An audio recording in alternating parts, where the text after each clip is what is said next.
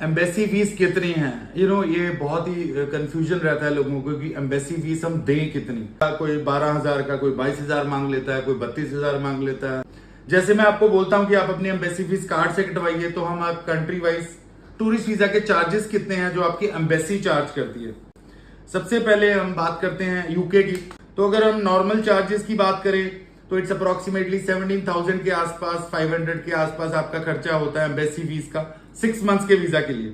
वहीं अगर हम 2 साल की बात करें तो वो करीबन 66,400 हो जाता है। ये मैं जो आपको एम्बेसी फीसेस बता रहा हूँ ये ड्यूरेशन के हिसाब से है।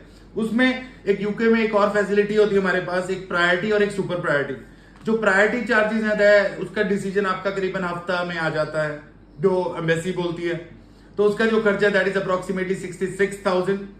और अगर मैं बात करूं सुपर प्रायोरिटी की, तो सुपर प्रायोरिटी के जो चार्जेस हैं दैट कम्स टू अराउंड 1,30,000 के आसपास। तो ये अलग अलग कैटेगरीज ऑफ वीजाज हैं। अगर आपको कोई कंफ्यूजन हो तो आप दोबारा से वीडियो सुन लीजिएगा।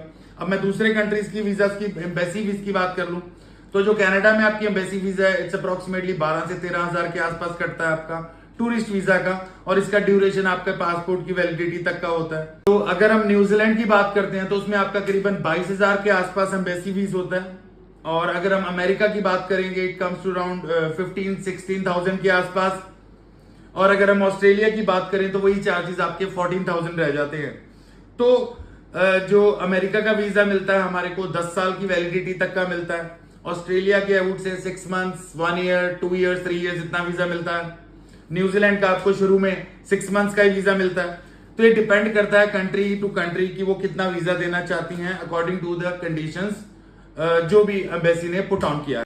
मैं ये वीडियो इसलिए बनाना चाहता था ताकि आपको पता लगे कि जब आपकी कोई एम्बेसी फीस आप कहीं से भी फाइल कर रहे हैं और आपकी एम्बेसी फीस अगर मांगी जाए तो आपको एम्बेसी फीस के चार्जेस पता हो। एम्बेसी फीस अगर अपने कार्ड से कटवाएं तो कोई डाउट ही नहीं रह जाता, जितना कटना है आपके अपने कार्ड से ही कटेगा, तो आपको ये भी रिस्क नहीं है, प्लस आपकी फाइल एम्बेसी में लगती है।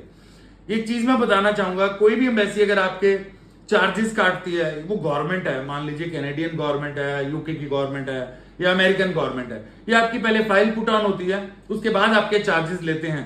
तो दैट मीन्स हमारी फाइल पुट हो रही है अगर हमारी एम्बेसी फीस कट रही है। और कई हद तक आप इस चीज प्रॉब्लम से भी बच सकते हो कि मेरा फाइल एम्बेसी में लगा ही नहीं है, मुझे पता ही नहीं क्या हुआ। तो उस सिनेरियो में आप एम्बेसी फीस अपने कार्ड से करेंगे तो आपके लिए बहुत अच्छा रहेगा। Okay guys, thank you so much, take care.